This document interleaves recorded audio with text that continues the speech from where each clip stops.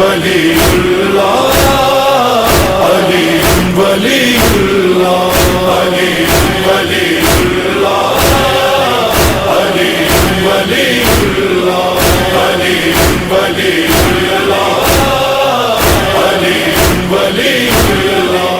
بسم اللہ الرحمن الرحیم.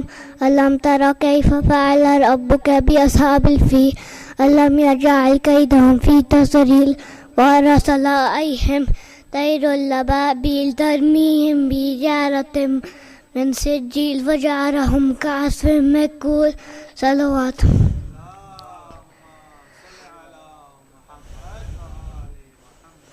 بسم اللہ الرحمن الرحیم. اللہم کل ولیک الحجب بن الحسن صلواتک علیہ وعلی آبائہ فی هذه الساعة وفی کل ساعة ولیا وحافظا قائدا وناصرا وتلیلا وعینا حتی تسکنہ وارزقہ وتمتع فیہا طویلا. صلوات.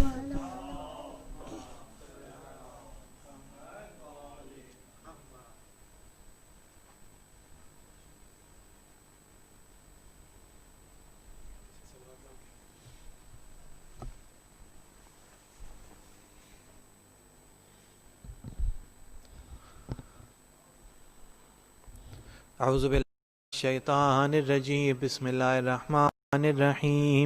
ان اللہ وملائکتہ یصلون علی النبی الذین آمنوا صلوا علیہ وسلموا تسلیما.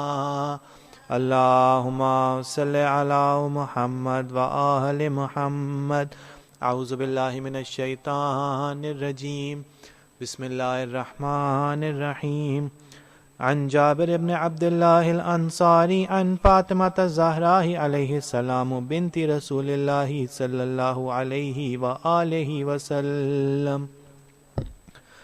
قال سمعت فاطمة أنها قالت دخل علي برسول الله في بعض الأيام فقال السلام عليك يا فاطمة فقلت عليك السلام قال إني أجد في بدني ضعف قلت أعوذك بالله يا أبتاه من الضعف فقال يا فاطمة ائتيني بالكساء فأتيني بالكساء فقتيته صرت أنظر إلى كأنه البدر في ليلة تمامه وكماله. اللهم صل على محمد وآل محمد. فما كانت إلا ساعة وإذا بولدي الحسن عليه السلام قد أقبل وقال السلام عليك يا أماه فقلت وعليك السلام يا قرة عيني وثمرة فؤادي فقال يا أماه إني أشم عندك رائحة طيبة كأنها رائحة جنة صلى الله عليه وآله وسلم. فقلت نعم إن جدك تحت الكساء فأقبل الحسن نحو الكساء وقال السلام عليك يا جداه يا رسول الله أتأذن لي أن أدخل معك تحت الكساء فقال وعليك السلام يا ولدي ويا صاحب حوضي قد أذنت لك فدخل معه تحت الكساء. اللهم صل على محمد وآل محمد. فما كانت إلا ساعة وإذا بولدي الحسين عليه السلام قد أقبل وقال السلام عليك يا أماه فقلت وعليك السلام يا ولدي ويا قرة عيني وثمرة فؤادي فقال لي يا أماه إني أشم عندك رائحة طيبة كأنها رائحة جد رسول الله صلى الله عليه وآله وسلم فقلت نعم إن جدك وأخاك تحت الكساء فدل الحسين عليه السلام نحو الكساء وقال السلام عليك يا جداه السلام عليك يا من اختاره الله أتأذن لي أن أكون معكما تحت الكساء فقال عليك السلام يا ولدي ويا شافع أمتي قد أذنت لك فدخل معهما تحت الكساء. اللهم صل على محمد وآل محمد. فأقبل عند ذلك أبو الحسن علي ابن أبي طالب عليه السلام وقال السلام عليك يا بنت رسول الله فقلت وعليك السلام يا أبا الحسن ويا أمير المؤمنين. فقال يا فاطمة إني أشم عندك رائحة طيبة كأنها رائحة أخي وابن عم رسول الله صلى الله عليه وآله وسلم. فقلت نعم ها هو مع ولديك تحت الكساء. فأقبل علي عليه السلام نحو الكساء وقال السلام عليك يا رسول الله أتأذن لي أن أكون معكم تحت الكساء؟ وقال له وعليك السلام يا أخي ويا وسيئي وخليفتي وصاحب لوائي قد أذنت لك. فدخل علي تحت الكساء. اللهم صل على محمد وآل محمد. ثم أتيت نحو الكساء وقلت السلام عليك يا أبتاه يا رسول الله يتأذن لي أن أكون معكم تحت الكساء؟ وقال وعليك السلام يا بنتي ويا بضعتي قد أذنت لك. فدخلت تحت الكساء. اللهم صل على محمد وآل محمد. فلما اكتملنا جميعا تحت الكساء أخذ أبي رسول الله بطرف الكساء وأومى بيده اليمنى إلى السماء وقال اللهم إن هؤلاء أهل بيتي وخاصتي وحامتي لحمهم لحمي ودمهم دمي يؤلمني ما يؤلمهم ويحزنني ما يحزنهم. أنا حرب لمن حاربهم وسلم لمن سالمهم وعدو لمن عاداهم ومحب لمن أحبهم. إنهم مني وأنا منهم. فاجعل صلواتك وبركاتك ورحمتك وغفرانك ورضوانك علي وعليهم وأذهب عنهم الرجس وطهرهم تطهيرا. اللهم صل على محمد وآل محمد.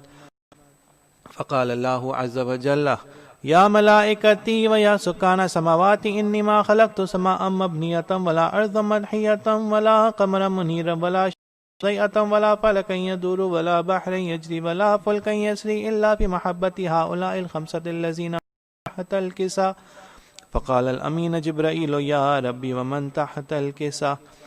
قال عز وجل هم أهل بيت النبوة ومعدن الرسالة هم فاطمة وأبوها وبعلها وبنوها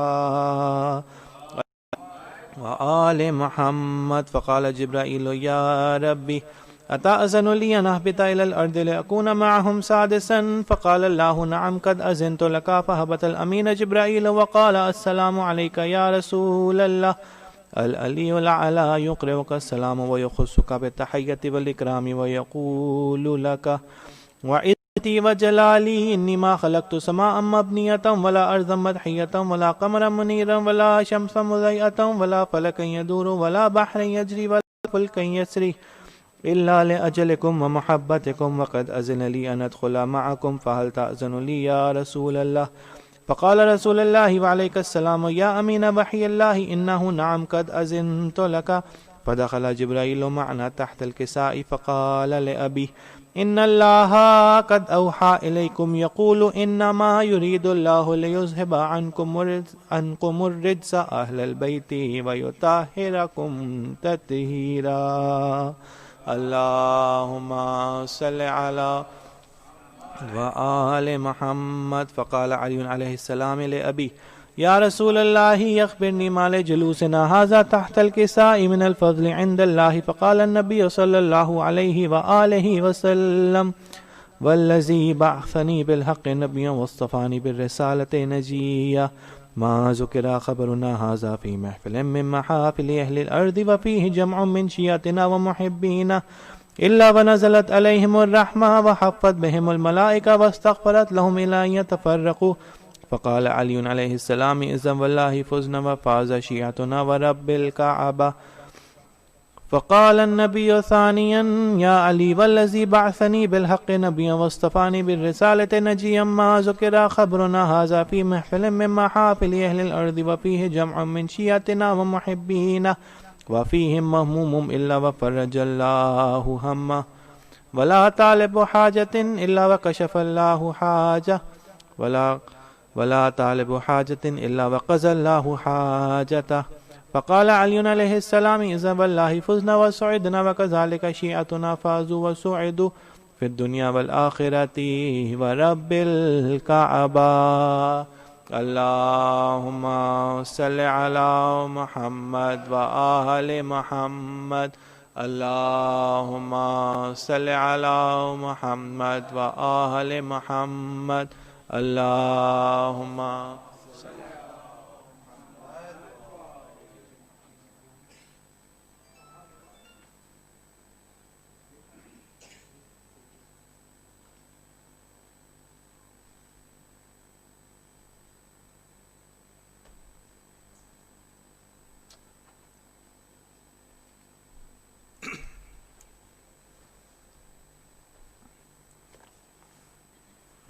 صلوات محمد علیہ محمد.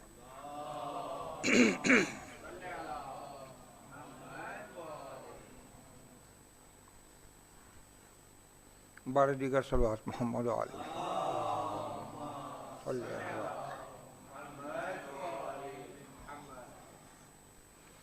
چار میں سے جناب فاطمہ کی شان.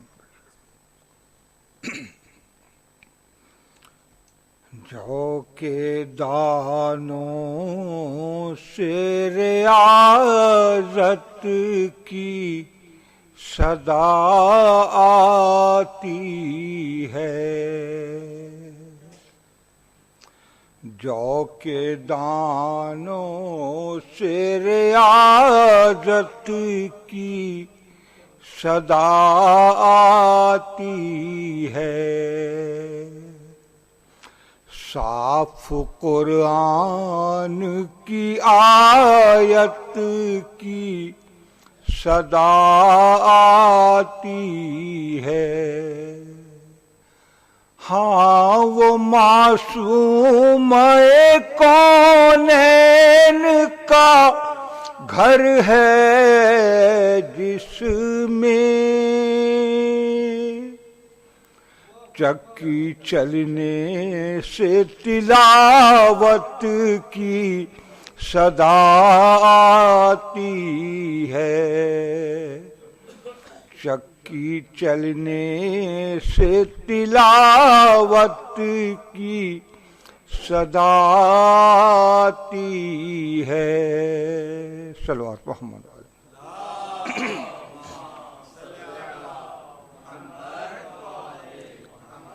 مولانا صاحب تشریف لے آئے ہیں، سلام کے 4-5 شعر پیش کرتے ہیں.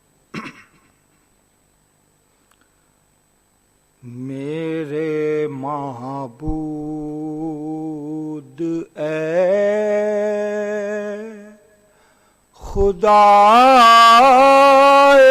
حسین،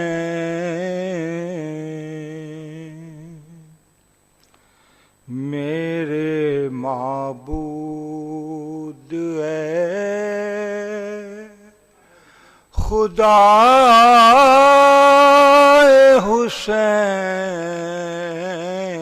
حسین، بھر دے کشکول میں ولائے حسین،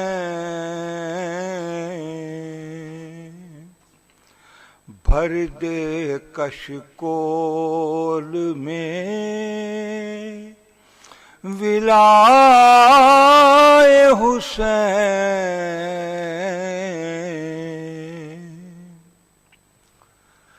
معذرت انبیاء نے کر لی جہاں،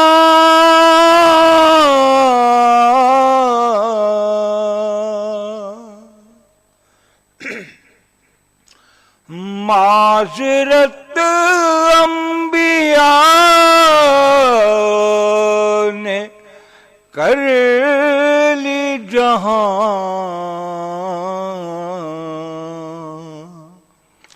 کام تو نے وہ کر دکھائے حسین، کام تو نے وہ کر دکھائے حسین.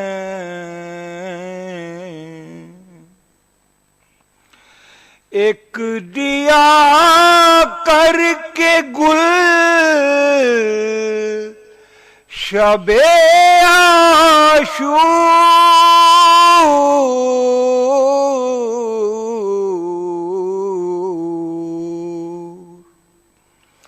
ایک دیا کر کے گل شب عاشور،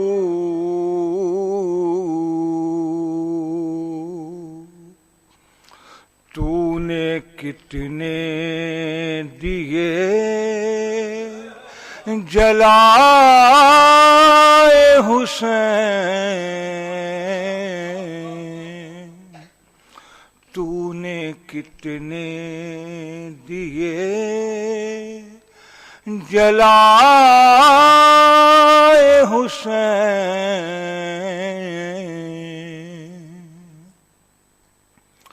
میرے معبود اے خدا حسین،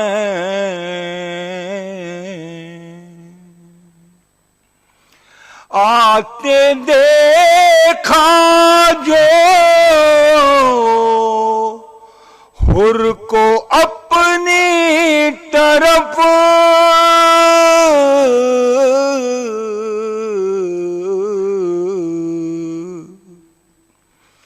آتے دیکھا جو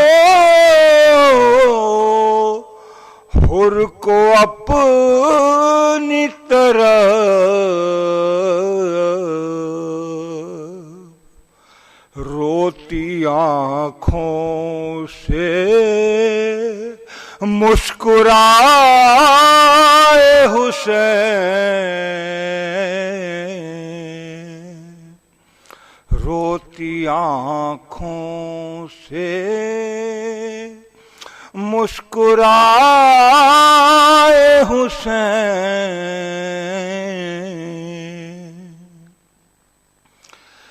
تیرا رتبہ یہ کم نہیں عباس،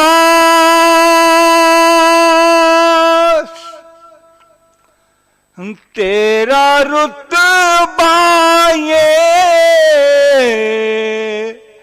کم نہیں عباس،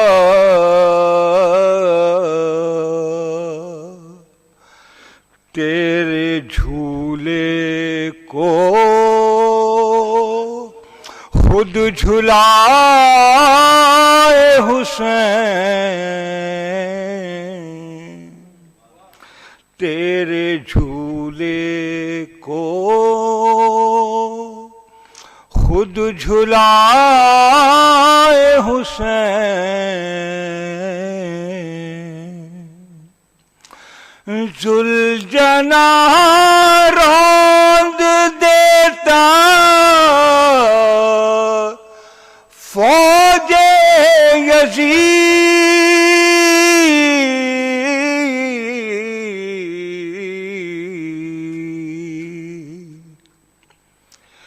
ذوالجناح روند دیتا فوج یزید،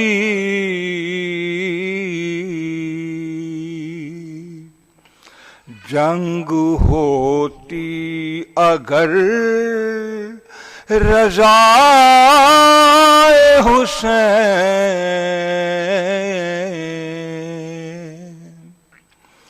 جنگ ہوتی اگر رضائے حسین،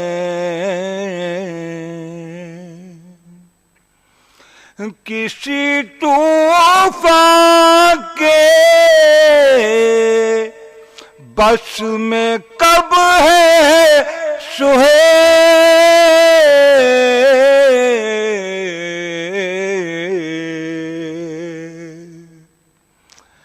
کسی طوفان کے بس میں کب ہے سہیل، کوئی تیرا دیا بجھائے حسین، میرے معبود اے خدا حسین. صلوات. اعوذ باللہ من الشیطان الرجیم. بسم اللہ الرحمن الرحیم. الحمد للہ رب العالمین. الحمد للہ الذی جعل فی امت حبیبہ وخلیلہ محمد المصطفى رب العالمین الذی ربنا فی زمرۃ اولیاء ولیہ ووصیہ علی المرتضی الرحمن الرحیم الذی نور قلوبنا بمحبت حسن المجتبى وبمودة الحسین الشہید بکربلاء مالک یوم الدین الذی ملک علیا زین العابدین والامامة والغدا. ایاک نعبد عبادة تبلغنا فی القیامة وبصحبة محمد الباقر وجعفر الصادق وموسى الكاظم وعلي بن موسى الرضا.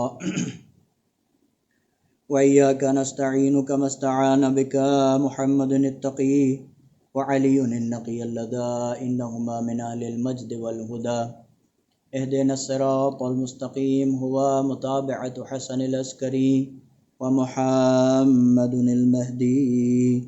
اللهم صل على محمد وآل محمد وعجل فرجهم. صراط الذين أنعمت عليهم غير المغضوب عليهم ولا الضالين والمنكرين من أهل البدعة والهدى. ثم الصلاة والسلام على أشرف الأنبياء والمرسلين خاتم النبيين مولانا ومولى الكونين جد الحسن والحسين أبي القاسم محمد. اللهم صل على محمد وآل محمد وعجل فرجهم. فقد رب اشرح لي صدري ويسر لي أمري واحلل عقدة من لساني يفقهوا قولي. ربنا تقبل منا إنك أنت السميع العليم.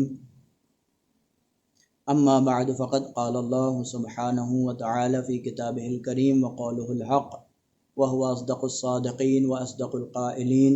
بسم الله الرحمن الرحيم. أفمن يهدي إلى الحق أحق أن يتبع وأمن لا يهدي إلا أن يهدى فما لكم كيف تحكمون. اللهم صل على محمد وآل محمد وعجل فرجهم. اذان محترم، برادران ملت، بزرگان ایمانی، ماتمداران اہل بیت علیہم السلام، پرساداران شہزادی کونین، موالیان ولایت و امامت، خواہران و برادران گرامی قدر، شب جمعہ ہے. سب سے پہلے اپنے مرحومین کو یاد کرتے ہیں. پروردگار اہل بیت علیہم السلام کے صدقے میں ہمارے تمام تر مرحومین گزشتگان اموات کو اہل بیت علیہم السلام کے صدقے میں معاف فرما، ان کی مغفرت فرما. خصوصی طور پر حاجی موسیٰ صاحب، شیخ فیاض صاحب بانی مسجد امام بارگاہ علی ابن ابی طالب کو جوار معصومین میں جگہ عنایت فرما. پروردگارہ اس وبا اور اس بیماری سے تمام مومنین مومنات کو محفوظ فرما. پروردگار وجود بابرکت امام زمان عجل اللہ تعالی فرجہ الشریف کے صدقے میں ہماری مسجد و امام بارگاہوں کو آباد فرما ببرکت صلوات علی محمد و آل محمد. اللہم صل علی محمد و آل محمد وعجل فرجہم. اذان محترم، جس آیہ کریمہ کو اپنا سرنامہ سخن قرار دیا، اس کا مفہومی ترجمہ کچھ اس طرح سے ہے کہ پروردگار عالم قرآن مجید میں ارشاد فرماتا ہے کہ جس کو ہم نے اپنا ہادی بنایا، جس کو ہم نے رہبر بنایا، جس کو ہم نے خلیفہ بنایا، جس کو ہم نے رسول بنا کر بھیجا ہے، تمہارے اوپر لازم یہ ہے کہ تم ان کی اتباع کرو، تم ان کی اطاعت کرو، تم ان کی پیروی کرو. وَأَمَّن لَا يَهْدِي إِلَّا أَن يُهْدَىٰ فَمَا لَكُمْ كَيْفَ تَحْكُمُونَ، مگر یہ کہ وہ لوگ جو خود ضلالتوں میں، گمراہیوں میں گرفتار ہیں، وہ لوگ جنہیں خود ہدایت کی ضرورت ہے، تو تمہیں کیا ہو گیا ہے، تم کیسے کیسے فیصلے کر رہے ہو۔ یعنی پروردگار عالم بیان یہ کرنا چاہتا ہے کہ ہمیں ان کے دامن سے متمسک رہنا چاہیے کہ جن کو پروردگار عالم نے نبی، رسول، خلیفہ و جانشین بنا کر کے بھیجا ہے، اور ان لوگوں سے دور رہنا چاہیے کہ جو لوگ خود ہدایت کے محتاج ہیں، وہ لوگ جن کو خود ہدایت کی ضرورت ہے، ایسے لوگوں کی ہمیں اتباع نہیں کرنی ہے، ایسے لوگوں کی ہمیں پیروی نہیں کرنی ہے۔ عزیزان گرامی قدر، یہ انسان کا جسم مرکب ہے دو چیزوں سے، ایک ہے انسان کی روح، ایک ہے انسان کا جسم۔ یہ انسان دو چیزوں سے مرکب ہے، ایک جسم سے بنا ہے، ایک روح سے بنا ہے۔ جس طریقے سے اس جسم کے کچھ تقاضے ہیں، اسی طریقے سے انسان کی روح کے کچھ تقاضے ہیں۔ جسم کا تقاضا کیا ہے؟ جسم کا تقاضا یہ ہے کہ یہ انسان محتاج ہے کھانے کا، یہ انسان محتاج ہے پانی کا، یہ انسان آکسیجن کا محتاج ہے، یہ انسان سورج کی شعاعوں کا محتاج ہے۔ اگر انسان تک سورج کی شعاعیں نہ پہنچیں، اگر انسان تک آکسیجن نہ پہنچے، اگر یہ انسان اپنے جسم کو کھانے کی طاقت نہ دے، اگر یہ انسان پانی نہ پیے، تو یہ انسان دوام نہیں بخش پائے گا، یہ انسان کا جسم دوام نہیں پائے گا، اس انسان کا جسم مریض ہو جائے گا، بیمار ہو جائے گا، لاغر ہو جائے گا، کمزور ہو جائے گا، اور کچھ وقت تک بیماری سے جوجھنے کے بعد یہ انسان مر جائے گا، اس دنیا سے رخصت ہو جائے گا۔ اس جسم کا تقاضا یہ ہے کہ اس انسان کو کھانا چاہیے، پانی چاہیے، سورج کی شعاعیں چاہیے، اس انسان کو آکسیجن چاہیے۔ اگر یہ نہ ملے تو انسان بیمار ہو جائے، بیمار ہو جائے تو مر جائے، مرنے کے بعد فاسد ہونے لگے۔ اس لیے حکم یہ ہے کہ انسان کے مرنے کے فوراً بعد اس کے کفن و دفن کا انتظام کرو، اس کو دفن کر دو، وگرنہ یہ انسان فاسد ہونے لگے گا، بدبو دینے لگے گا۔ یہ انسان، تم دوسرے لوگ اس انسان کے جسم سے متنفر ہونے لگو گے، لہٰذا اس انسان کے جسم کو مرنے کے بعد جلد از جلد قبر کے حوالے کر دو، لحد کے حوالے کر دو۔ ناظرین گرامی قدر، جس طریقے سے انسان کا جسم مریض ہوتا ہے، اسی طریقے سے اگر اس انسان کی روح کے تقاضے کو پورا نہ کیا جائے تو انسان کی روح مریض ہو جاتی ہے۔ انسان کی روح مریض ہو جائے تو یہ مرحلہ جسم کے مریض ہونے سے زیادہ خطرناک ہے، اس لیے کہ انسان کا اگر جسم مریض ہوتا ہے تو یہ انسان خود پریشانی میں مبتلا ہوتا ہے، لیکن اگر انسان کی روح مریض ہو جائے تو یہ معاشرے کو پریشان کرتا ہے، یہ معاشرے کو فاسد کرتا ہے، یہ معاشرے کو برباد کرتا ہے۔ لہٰذا انسان کے جسم کا تقاضا یہ ہے کہ انسان کھانا کھائے، پانی پیے، آکسیجن دے، سورج کی حرارت لے، اور انسان کی روح کا تقاضا یہ ہے کہ انسان حقیقی ہادی سے، حقیقی رہبر سے اپنے آپ کو متمسک کر لے، انسان حقیقی رہبر کا دامن تھام لے، تاکہ انسان کی روح فاسد ہونے سے بچ جائے، تاکہ انسان کی روح برباد نہ ہو، انسان کی روح ضائع نہ ہو۔ اس لیے کہ روح ایک عالم ماورائے طبیعت کا نام ہے، اور اس انسان کی روح کو ایک عالم ماورائے طبیعت کی ضرورت ہے، اور اس انسان کی روح کو فاسد ہونے سے بچانے کا کام اس خاکی انسان کا نہیں ہے، بلکہ نوری انسان کے لیے اس نوری ماورائے طبیعت شخص کی ضرورت ہے، اس نوری ہادی کی ضرورت ہے، اس نوری امام کی ضرورت ہے، اس نوری خلیفہ کی ضرورت ہے کہ جو اس انسان کا تعلق اس پروردگار عالم سے برقرار کرے۔ اور اس انسان کو جب پروردگار عالم سے تعلق برقرار ہو جاتا ہے تو پروردگار عالم ارشاد فرماتا ہے، عبدی اطعنی، اے میرے بندے تو میری اطاعت کر، میں تجھے اپنے جیسا بنا لوں گا. جب تو میرے جیسا بن جائے گا تو اب تیری آنکھیں نہیں رہیں گی، تیری زبان نہیں رہے گی، تیرے ہاتھ نہیں رہیں گے، بلکہ تو ہماری قوت گویائی سے بولے گا، ہماری قوت شنوائی سے سنے گا، ہماری قوت بینائی سے دیکھے گا. اور جب یہ پروردگار عالم کسی انسان کے اندر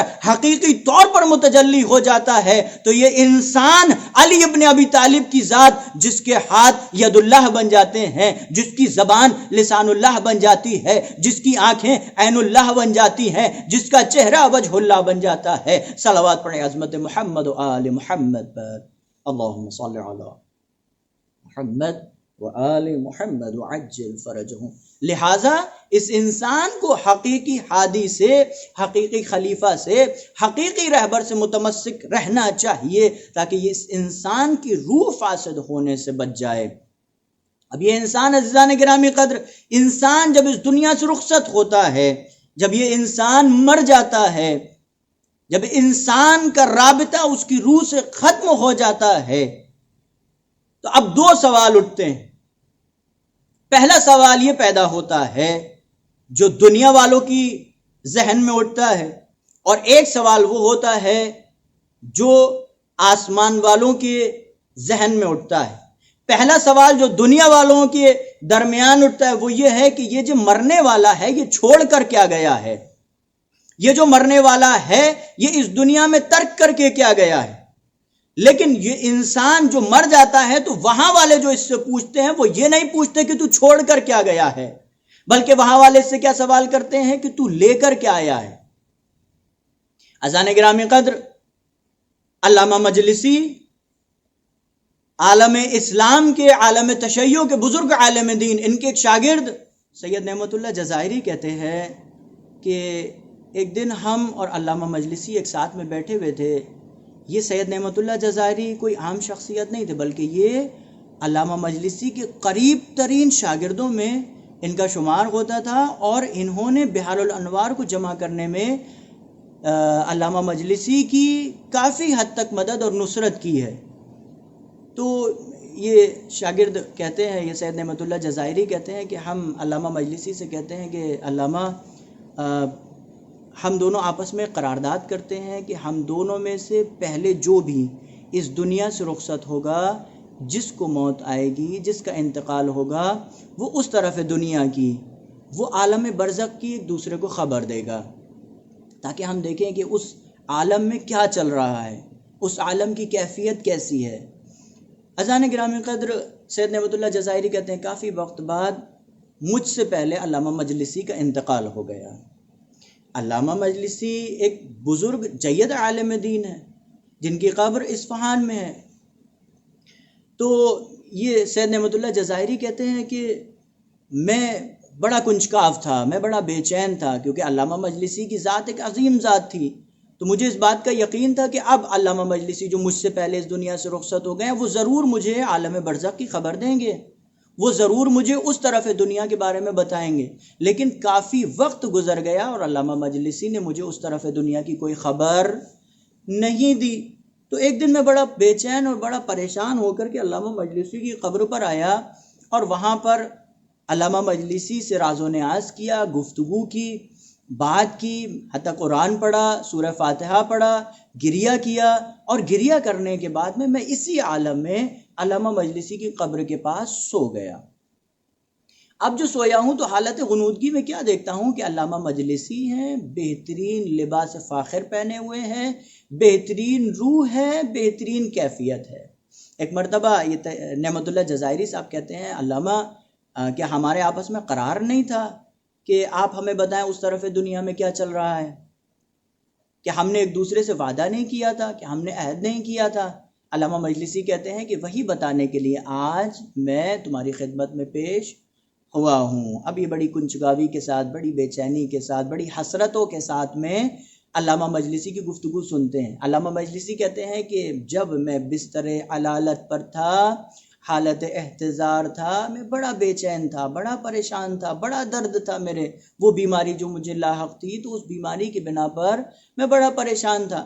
میں نے بارگاہ پروردگار میں دعا کی، پروردگارہ میری مشکل کو مجھ سے آسان فرما۔ ادھر میں نے دعا کی تھی کہ میں نے کیا دیکھا کہ ایک فرشتہ ہے جسے میں نے نہیں پہچانا کہ وہ کون تھا، ایک نورانی شخصیت ہے، ایک فرشتہ ہے جو میرے پاس میں آ کر کھڑا ہوا اور مجھ سے کہتا علامہ درد ہو رہا ہے، علامہ پریشان ہیں آپ؟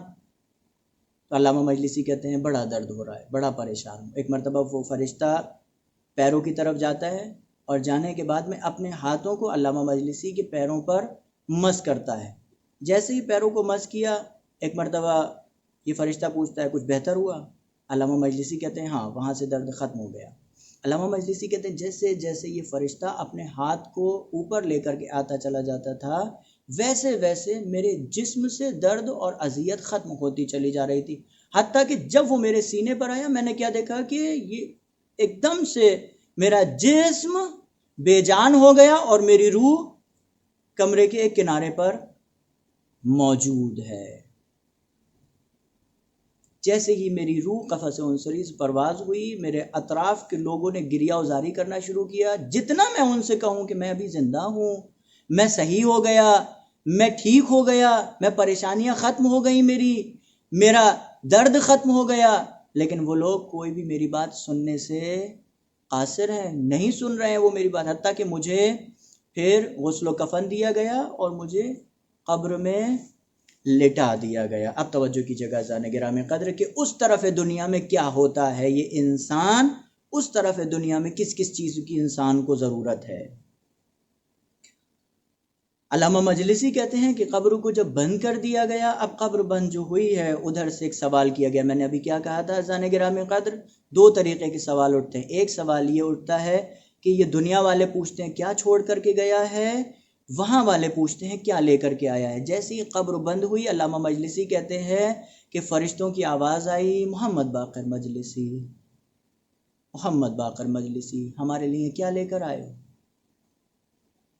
جیسے ہی اس فرشتے نے مجھ سے یہ پوچھا محمد باقر مجلسی ہمارے لیے کیا لے کر کے آئے ہو، فوراً میں ایک واقعے کی طرف میرا ذہن چلا گیا۔ وہ واقعہ کیا تھا؟ علامہ مجلسی کہتے ہیں کہ میں اصفہان کے بازار سے گزر رہا تھا، کیا دیکھا کہ کچھ لوگ آپس میں جنگ و دعویٰ لڑ رہے ہیں، آپس میں کچھ لوگ ایک بندے کو مار رہے ہیں اور اس سے اپنے قرض کو طلب کر رہے ہیں کہ آج ہم تمہیں جانے نہیں دیں گے حتیٰ کہ تم ہمارے قرض کو ادا کر دو۔ میں نے جب اس کیفیت کو دیکھی تو وہ بندہ جو بیچارہ قرض دار تھا وہ یہ کہہ رہا تھا ابھی میرے پاس نہیں ہے، خدارا میری عزت کو پامال نہ کریں اس بھرے بازار میں، خدارا مجھے نہ ماریں، میں آپ کی قرض کو ادا کر دوں گا۔ لیکن وہ لوگ ہیں جو اصرار کر رہے ہیں۔ علامہ مجلسی کہتے ہیں کہ میں ان کے پاس میں گیا اور جانے کے بعد میں نے ان سے کہا کہ تم اس کو چھوڑو، اس کے قرض کو میں ادا کرتا ہوں۔ اب علامہ مجلسی بزرگ شخصیت ہیں، لوگوں نے بھی چھوڑ دیا۔ یہ علامہ مجلسی اس شخص کو اور جو طلبگار تھے ان کو ساتھ میں لے کر کے آئے اور لانے کے بعد میں ان کے قرضے کو ادا کیا اور اس شخص کو پانی پلایا، کھانا کھلایا، ساتھ میں بٹھایا، گفتگو کی۔ جب یہ شخص جانے لگا تو اس نے ایک خالصتاً جملہ کہا کہ جس طریقے سے آج بھرے بازار میں آپ نے مجھے بے عزت ہونے سے بچایا، جس طریقے سے بھرے بازار میں آج آپ نے میری مدد کری، اسی طریقے سے پروردگار آپ کی مدد کرے۔ بس اس کی وہ مدد کی دعا کرنی تھی کہ آج میں قبر میں سب سے پہلے اگر میرا دامن کسی چیز نے تھاما ہے تو اس بندے کی مدد کرنا ہے، اس بندے کی نصرت کرنے نے آج مجھے سب سے پہلے قبر میں بچایا ہے، محفوظ کیا ہے۔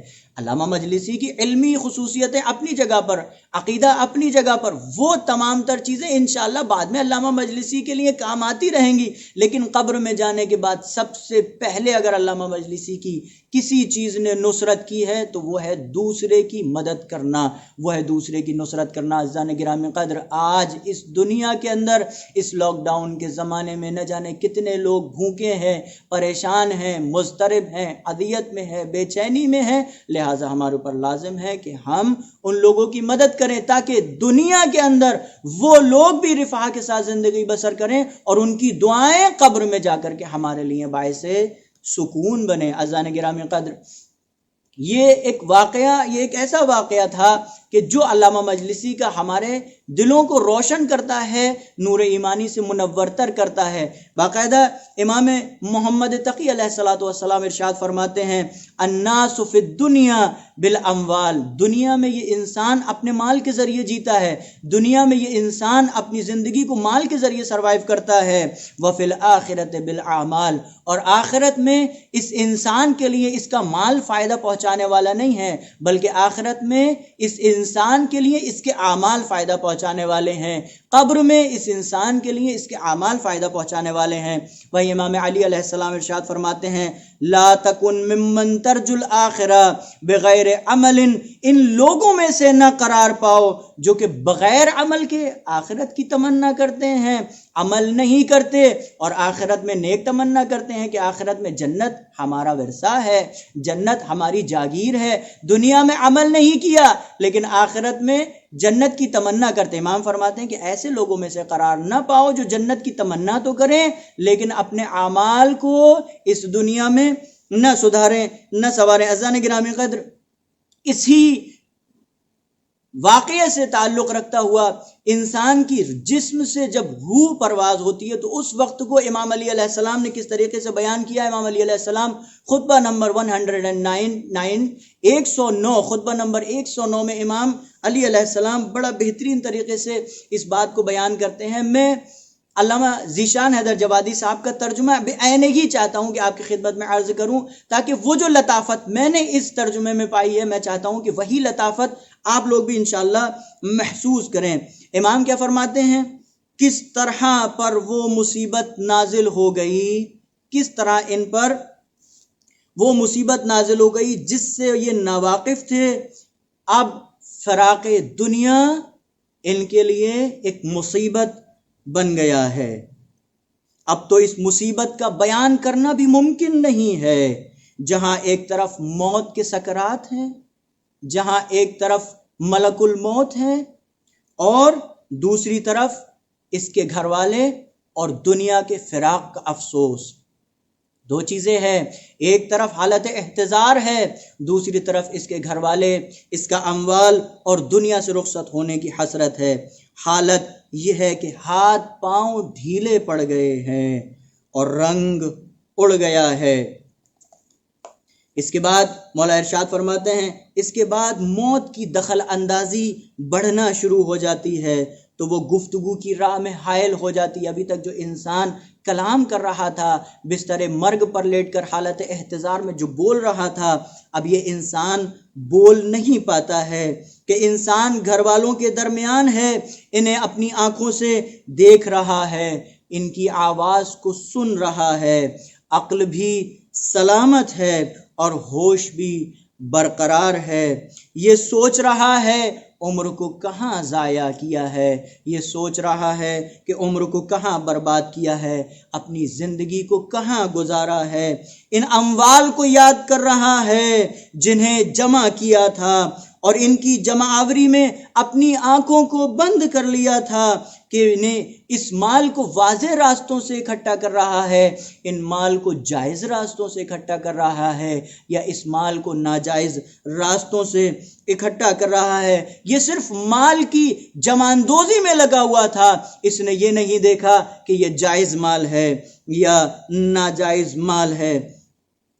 اذان گرامی قدر مولا ارشاد فرماتے ہیں اور ان سے جدائی کا وقت آ گیا، اب گھر والوں سے جدائی کا وقت آ گیا، اب مال سے جدائی کا وقت آ گیا، اب اس دنیا سے کوچ کرنے کا وقت آ گیا، اب یہ مال بعد والوں کے لیے رہ جائے گا جو آرام کریں گے اور مزے اڑائیں گے، یعنی مزہ دوسروں کے لیے ہوگا اور بوجھ اس کی پیٹھ پر ہوگا۔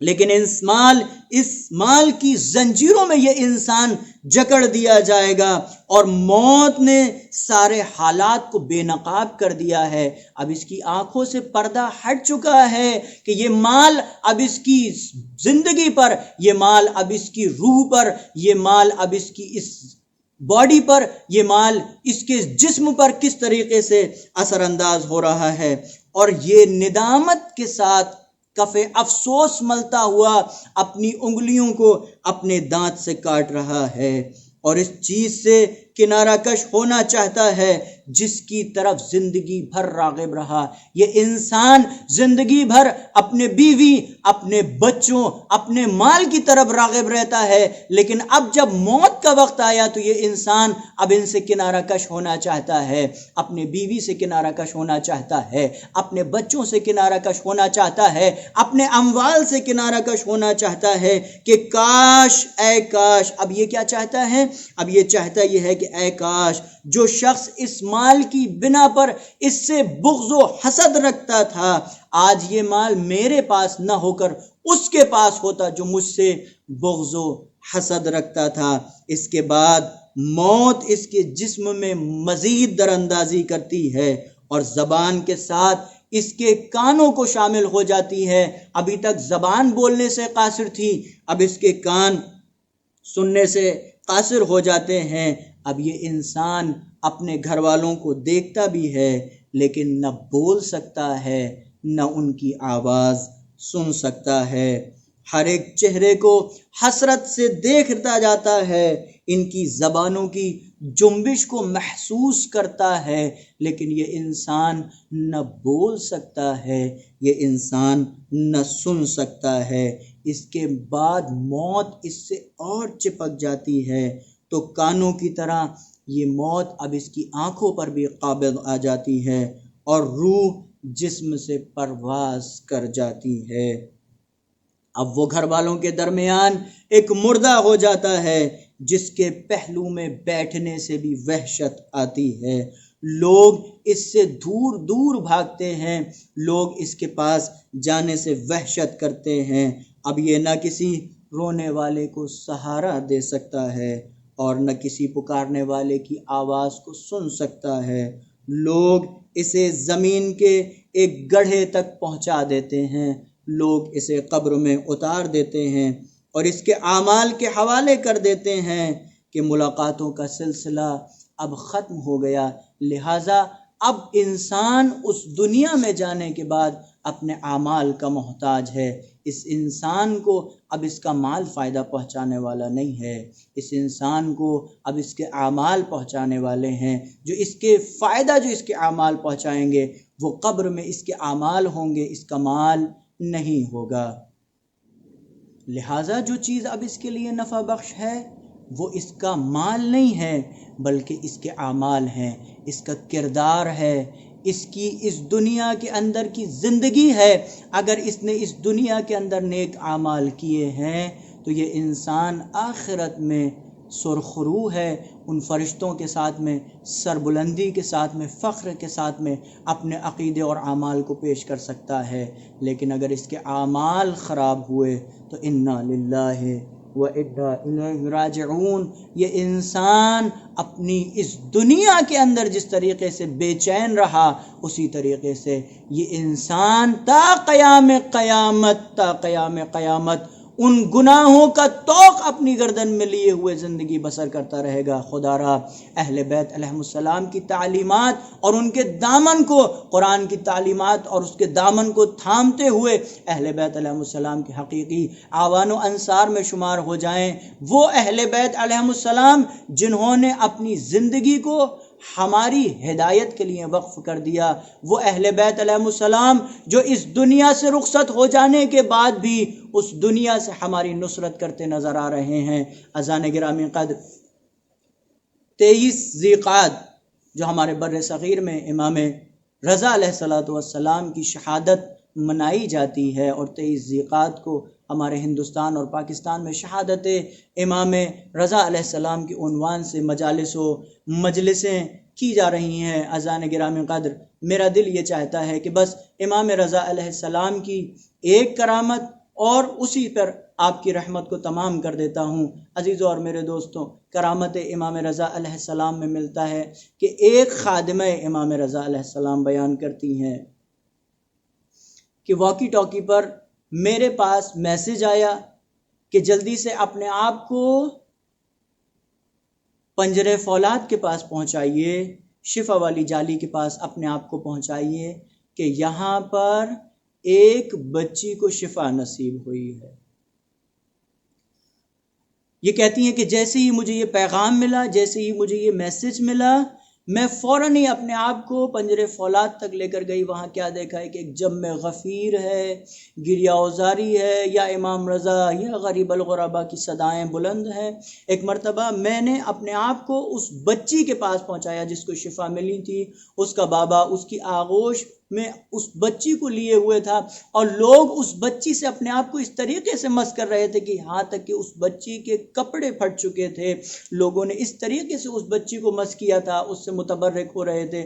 عزیزان گرامی قدر، یہ خادمہ کہتی ہیں کہ میں نے اس کے بابا سے کہا کہ جلدی سے یہاں سے چلیے کہ لوگ یہاں پر مزید اکٹھا ہوتے جا رہے ہیں، ہمیں جلدی سے یہاں سے جانا ہوگا۔ ایک مرتبہ یہ بابا کہتا ہے، یہ شخص کہتا ہے کہ جیسے ہی اس خاتون نے یہ کہا، ان خادمہ نے یہ کہا، یہ شخص اپنے آپ کو پلٹا دیتا ہے پنجرے فولاد کی طرف، یہ شخص اپنے آپ کو پلٹا دیتا ہے شفا والی جالی کی طرف، اور آنکھوں سے زارو قطار آنسو ہیں اور لب ہل رہے ہیں۔ ایک مرتبہ یہ خادمہ کہتی ہیں کہ آپ سن کیوں نہیں رہے ہیں؟ ہم نے آپ سے کہا آپ جلدی سے یہاں سے چلیے، لوگ مسلسل یہاں پر اکٹھے ہوتے جا رہے ہیں، آپ کے لیے پریشانی کا سبب بنے گا اور دوسرے خادمین کے لیے بھی پریشانی کا سبب بنے گا، لہٰذا ہمیں جلدی سے یہاں سے جانا چاہیے۔ ایک مرتبہ یہ شخص دبے ہوئے الفاظ میں کہتا ہے کہ میری 2 بچیاں ہیں، یہ ایک 4 سالہ بچی کو میں آج لے کر کے آیا ہوں،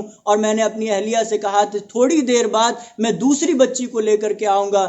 یہ دونوں بچیاں جب سے اس دنیا میں پیدا ہوئی تھیں تب سے نابینا تھیں۔ میری آج ایک بچی کو تو امام رضا علیہ السلام نے بینائی دے دی، لیکن میری دوسری بچی ابھی بھی مہمان سرا میں موجود ہے، دوسری بچی میری ابھی بھی مہمان خانے میں موجود ہے۔ کس طریقے سے میں اپنی 4 سالہ اس بچی کو جس کو امام نے بینائی دے دی اس کو لے کر کے مہمان سرا میں جاؤں گا؟ کیا وہاں پر میری دوسری بچی یہ سوال نہیں کر لے گی؟ کیا مولا رضا وہ بچی جو آپ کے بارگاہ میں آ گئی تھی وہ آپ کو عزیز تھی؟ کیا میں عزیز نہیں تھی؟ اس کو بینائی دے دی، مجھے بینائی نہ دی۔ ایک مرتبہ یہ خادمہ کہتی ہیں کہ جیسے ہی میں نے یہ سنا میری بے چینی بڑھ گئی، میری کنجکاوی بڑھ گئی۔ میں ایک مرتبہ یہ سوچنے لگی کہ اب اس بچی کا جو مہمان سرا میں ہے اس کا کیا ہوا ہوگا۔ ایک مرتبہ ہم نے ان سے کہا بہرحال آپ نے یہاں سے چلنا ہے، لوگ مسلسل یہاں اکٹھے ہوتے جا رہے ہیں۔ ہم ان کو آفس میں لے کر کے آئے، دفتر میں لے کر کے آئے، جو بھی وہاں پر ضروری کام تھے انجام دینے کے بعد میں ان سے پوچھا کہ آپ اس مہمان سرا کا ایڈریس جانتے ہیں؟ کہاں یہ اس کا ایڈریس ہے، یہ اس کا پتہ ہے، بازار امام رضا علیہ السلام کے پیچھے وہ مہمان سرا تھا۔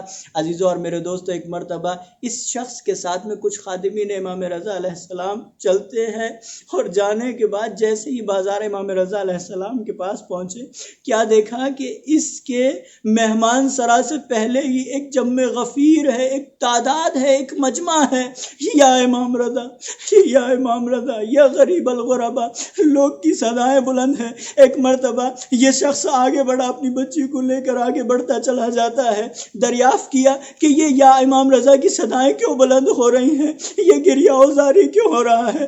کسی نے کہا کہ مہمان سرا میں ایک بچی کو امام رضا علیہ السلام نے شفا بخشی ہے۔ عزیز اور میرے دوستو، یہ ہے ہمارے وقت کے امام، یہ ہے معصومین علیہ السلام۔ اگر ایک بچی شفا کی غرض سے امام رضا علیہ السلام کے روضے میں لائی جائے اور دوسری بچی مہمان سرا میں موجود ہو، امام جانتا ہے کہ اگر اس کو شفا دی جائے گی، اس کو شفا نہ دی جائے گی تو دل آزاری ہو جائے گی۔ ہاں عزیزو اور میرے دوستو، میرا امام شفا یابی دیتا ہے، میرا امام شفا دیتا ہے، میرا امام لوگوں کی اذیتوں کو دور کرتا ہے، میرا امام لوگوں کی پریشانی کو دور کرتا ہے۔ میں کہوں گا میرے مولا، ہمارے دلوں کی آج سب سے بڑی پریشانی یہ ہے کہ محرم تو آ جائے، ہم اپنے امام کا ماتم نہ کر سکے۔ مولا ہماری اس بے چینی کو دور کر دیجئے، مولا ہمیں عزاداری کی توفیق نصیب کر دیجئے۔ مولا اب اس بے چینی سے برداشت نہیں کیا جاتا، مولا اب اس اذیت کو برداشت نہیں کیا جاتا، مولا یہ سونے امام بارگاہ آپ دیکھے نہیں جاتے، مولا یہ سونے حرم دیکھے نہیں جاتے، مولا ہم سے کیا گناہ ہو گیا؟ کل تک صرف جنت البقیع ویران تھا، آج ہمارے روضہ مقدسہ ویران ہے، مولا ہماری مشکلات کو آسان فرمائے، مولا ہماری پریشانیوں کو دور فرمائے۔ وآخر دعوانا ان الحمد للہ رب العالمین۔ پروردگار اہل بیت علیہ السلام کے صدقے ہماری اس مختصر سی عبادت کو قبول فرما، ہماری اس مجلس کا ثواب جو معین کیا ہے پروردگار، اس مجلس کے ثواب کو تمام تر ناظرین کرام اور ان کے پسماندگان اور ان کے مرحومین جو اس دنیا سے رخصت ہو گئے، پروردگارہ اس مجلس کے ثواب کو تمام تر مومنین مومنات کو ارسال فرما۔ بالتحقیق ہماری خطابت میں کمی رہ گئی، ہماری ذاکری میں کمی رہ گئی، پروردگارہ ہماری اس ذاکری کی کمی کو دور فرما، حق ذاکری ادا نہیں کر سکے، پروردگارہ ہماری اس کوتاہی کو درگزر فرما، پروردگار پرچم اسلام کو سر بلند فرما، دشمنان اسلام کو سرنگوں فرما، پروردگارہ مسجد و امام بارگاہوں کو آباد فرما، پروردگار منتقم خون حسین امام زمان عجل اللہ تعالی فرجہ الشریف کے ظہور میں تعجیل فرما، ہم سب کو ان کے ناصر و مددگار میں شمار فرما۔ ربنا تقبل منا انک انت السمیع العلیم۔ ایک مرتبہ سورہ حمد، 3 مرتبہ سورہ اخلاص کی تلاوت فرما کر جملہ مومنین مومنات مرحومین، خصوصی طور پر حاجی موسیٰ صاحب، شیخ فیاض صاحب، علامہ نجفی صاحب، علامہ طالب جوہری صاحب کی روح کو ارسال فرما دیجیے۔ اللہ جل اللہ جل یا امام زمان، اللہ جل اللہ جل یا امام زمان، اللہ جل اللہ جل ہوتی رہی کڑی زہرا پر دربار میں، ہوتی رہی کڑی زہرا پر دربار میں، ہوتی رہی کڑی زہرا پر دربار میں، روتی رہی کڑی زہرا پر دربار میں، روتی رہی کڑی زہرا پر دربار میں، روتی رہی کڑی زہرا۔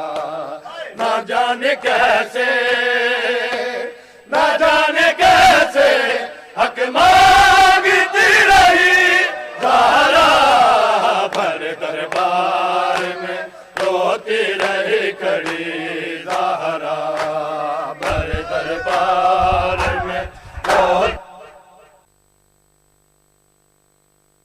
روتی رہی کھڑی زہرا پر دربار میں، روتی رہی کھڑی زہرا پر دربار میں، روتی رہی کھڑی زہرا۔ نہ جانے کیسے، نہ جانے کیسے حق مانگتی رہی زہرا پر دربار میں، روتی رہی کھڑی زہرا پر دربار میں، روتی رہی کھڑی زہرا پر دربار میں، روتی رہی کھڑی زہرا۔ سند کے ٹکڑے ہوا میں اڑا کے ہنسنے لگا، رسول زادی سے گستاخی ایسے کہنے لگا، بتا کون سی، بتا کون سی جاگیر ہے تیری زہرا پر دربار میں، روتی رہی کھڑی زہرا پر دربار میں، روتی رہی کھڑی زہرا پر دربار میں، روتی رہی کھڑی زہرا پر دربار میں، روتی حسن حسین سے سچے گواہ بھی جٹ لائے رولا کے بی بی کو ظالم ذرا نہ شرمائے بھلا نہ پائے گی بھلا نہ پائے گی امت کی بے رخی زہرا بر دربار میں روتی رہی کھڑی زہرا بر دربار میں روتی رہی کھڑی زہرا بر دربار میں روتی رہی کھڑی زہرا سند کے ٹکڑے ہوا میں اڑا کے ہنسنے لگا رسول زادی سے گستاخی ایسے کہنے لگا بتاؤ کون سی بتاؤ کون سی جاگیر ہے تیری زہرا بر دربار میں روتی رہی کھڑی زہرا بر دربار میں روتی رہی کھڑی زہرا بر دربار میں روتی رہی زہرا بر دربار میں روتی رہی کھڑی زہرا بر دربار میں روتی رہی کھڑی زہرا